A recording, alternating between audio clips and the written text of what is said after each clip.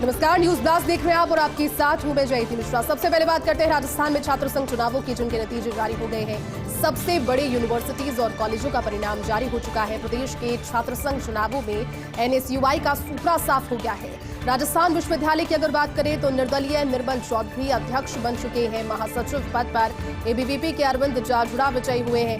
निर्मल चौधरी ने मंत्री की बेटी निहारिका जोरवाल को शिकस्त दी है। उदयपुर की बात करें तो एमएल सुखाड़िया विश्वविद्यालय में एबीवीपी ने अपना परचम फहराया है। अध्यक्ष पद पर कुलदीप सिंह समेत एबीवीपी का पूरा पैनल जीत दर्ज कर चुका है। अजमेर के एमडीएस यूनिवर्सिटी में एबीवीपी की धमाकेदार जीत हुई है। अध्यक्ष पद पर महिपाल गोदारा समेत एबीवीपी का पूरा पैनल विजयी हुआ है।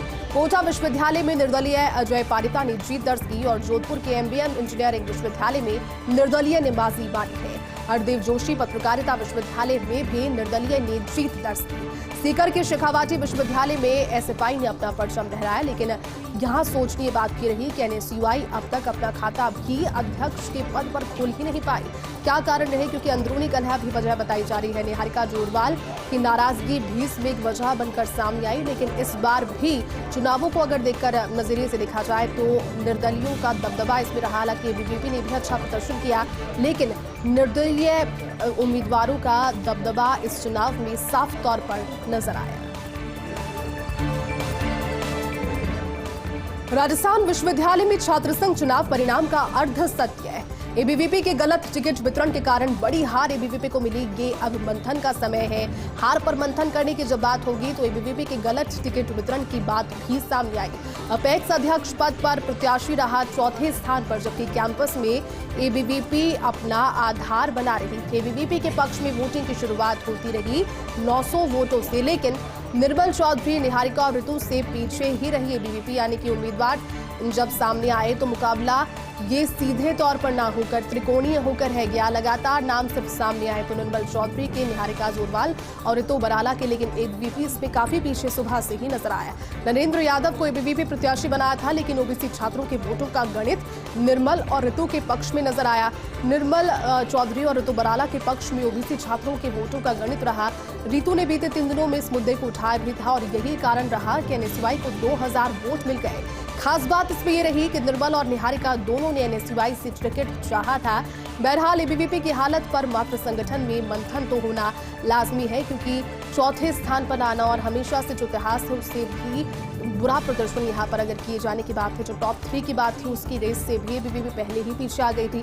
त्रिकोणीय मुकाबला पहले हो गया और उसके बाद तो फिर एक तरफा ये मुकाबला निर्मल चौधरी की बढ़त के साथ होता गया। राजस्थान यूनिवर्सिटी के इतिहास में एबीवीपी का पलड़ा इससे पहले की अगर बात करके देखा जाए तो भारी रहा है, लेकिन बीते कई सालों से मुफीद परिणाम एबीवीपी को नहीं मिल रहे। जबकि उदयपुर और अजमेर के विश्वविद्यालयों में एबीवीपी ने अपना परचम फहराया है, लेकिन बात जब राजस्थान विश्वविद्यालय के जयपुर यूनिवर्सिटी की जब होती है, जब राजस्थान विश्वविद्यालय की बात होती है, तो राजस्थान विश्वविद्यालय में वो अर्ध सत्य ये है कि एबीवीपी की शायद उम्मीदवारी के पहले या फिर प्रत्याशियों के नामांकन के दौरान जो घटनाएं सामने आई, जो भी प्रकरण सामने आए, उनका नतीजा, उनका असर इन चुनावों पर साफ तौर पर पड़ता हुआ एबीवीपी की वजह से नजर आया।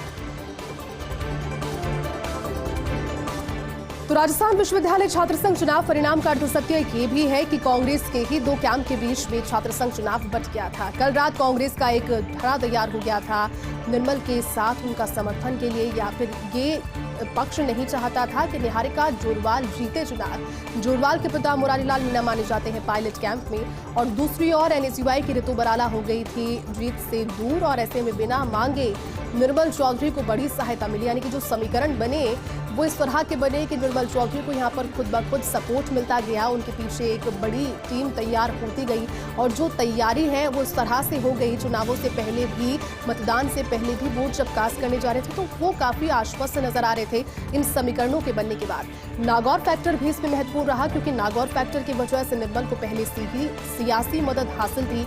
गहलोत समर्थक थिंक टैंक रातों रात निर्मल के साथ हो गया, यानी कि जो समर्थक गहलोत की ओर से, मुख्यमंत्री अशोक गहलोत की ओर से जो समर्थक थे वो थिंक टैंक रातों रात निर्मल के साथ हो गए, ये कहना है अंदरूनी महकमों की ओर से। और अपनी मेहनत के बलबूते निर्मल सर्वे में पहले ही आगे थे, यानी कि जो सर्वे जो पहले आने लगे थे उन सर्वे में निर्मल चौधरी पहले से ही उनका नाम आगे आने लगा था। आपके दफ्तर जाने से भी निहारिका को नुकसान पहुंचा, ये तमाम वो आकलन जो कि बताते हैं कि हार के कारण क्या रहे, क्योंकि आपके दफ्तर गई थी निहारिका जोरवाल। और अब समय ये भी पूछेगा कि निहारिका जोरवाल को कौन से ऐसे कदम थे, कौन से ऐसे स्टेप्स थे जिस वजह से ये हार का सामना करना पड़ा, बावजूद उसके कि उनके पीछे एक बड़ी टीम कार्य कर रही थी, समर्थन उनके पास में कई थे।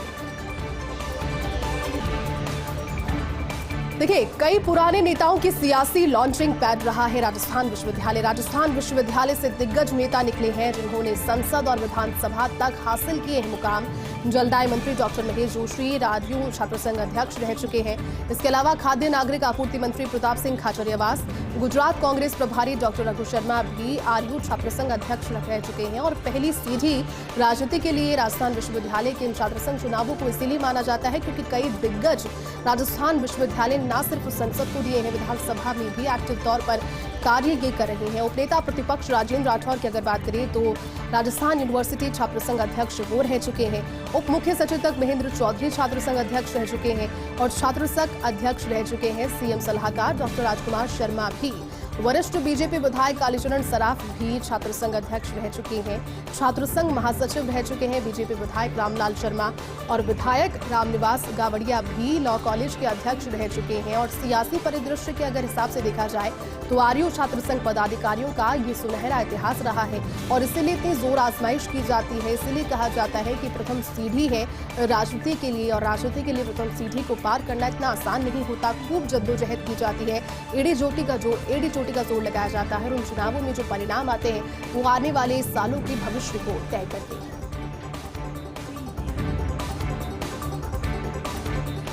राजस्थान विश्वविद्यालय छात्र संघ चुनाव और पुरानी यादें। 3 पूर्व अध्यक्ष महेश जोशी, राजेंद्र राठौर, रघु शर्मा आज भी बेस्ट फ्रेंड्स हैं। तीनों ही नेता राजस्थान यूनिवर्सिटी से छात्र संघ अध्यक्ष रह चुके हैं, जिस तरह से जानकारी रही आपको दी। और आज भी तीनों के बीच में निकटता, भले ही विचारधारा देखिए अलग रही हो, लेकिन निकटता इनके बीच में है। ये परस्पर एक जो सौहार्द है तीनों के बीच में वो हमेशा से है। लेकिन दलगत मतभेद के बावजूद याराना करीब 30 वर्ष पुराना है, क्योंकि एक पूरा लंबा समय उन्होंने यूनिवर्सिटी में पूरे तैयारियों के बीच में और तीनों ही जब अध्यक्ष रहे तो उस चीज से भलीभांति परिचित है कि कोशिशें कितनी की जाती हैं चुनावों के पीछे। वो जो मजबूती इस दोस्ती की है वो आज भी बरकरार है। चलिए आगे बढ़ते हैं। नाहरगढ़ सेंचुरी में प्रे बेस बढ़ाने की दिशा में वन विभाग का बड़ा कदम। अशोक विहार से ले जाकर 10 चीतल नाहरगढ़ सेंचुरी में रिलीज किए गए। पीसीसीएफ और CWLW अरिंदम तोमर के निर्देश पर चीतलों की शिफ्टिंग और उप वन संरक्षक कपिल चंद्रावल और IFSP वाला मुर्गन की देखरेख में इनकी शिफ्टिंग की गई। 17 और 22 अगस्त को भी 19 और 14 चीतल किए गए थे रिलीज। आज बीड़ पापड़ क्षेत्र में इन चीतलों को रिलीज वहां पर किया गया। ACF रघुवीर बीणा, डॉक्टर अशोक तबर, रेंजर राजेंद्र सिंह जाखड़, वनपाल गौरव राठी, राजा राम मीणा, राजकिशोर योगी, राजेंद्र सिंह वहां पर मौजूद रहे। दरअसल नाहरगढ़ सेंचुरी में 15 से अधिक लेपर्ड्स का विचरण है और ऐसे में काफी समय से सेंचुरी में प्रेबेस बढ़ाने की तैयारी चल रही थी, जिसकी अब ये प्रक्रिया शुरू हो गई है। तो इसी बीच प्रदेश की सेंचुरीज के इको सेंसिटिव जोन को लेकर बड़ी खबर है। प्रदेश के वन विभाग ने केंद्रीय मंत्रालय से मार्गदर्शन इस संबंध में मांगा है। केंद्रीय पर्यावरण मंत्रालय से मांगा गया है मार्गदर्शन। सुप्रीम कोर्ट ने 3 जून 2022 को ये आदेश दिए थे। सेंचुरी की कम से कम 1 किलोमीटर की परिधि में रखने के आदेश दिए गए थे। इको सेंसिटिव जोन रखने के सुप्रीम कोर्ट ने आदेश दिए थे। वन विभाग ने केंद्रीय पर्यावरण मंत्रालय से पूछा, क्या सुप्रीम कोर्ट के आदेश के अनुसार संशोधित किया जाए? अधिसूचित इको सेंसिटिव जोन को संशोधित किया जाना चाहिए, ये पूछा गया। साथ ही पूछा गया और जोन की सीमा अगर नहीं की जाती है संशोधित तो कोर्ट के आदेश की पालना के लिए क्या कोई वैधानिक व्यवस्था होगी? तो ये सुझाव और ये सजेशंस मांगे गए हैं सवालों के रूप में।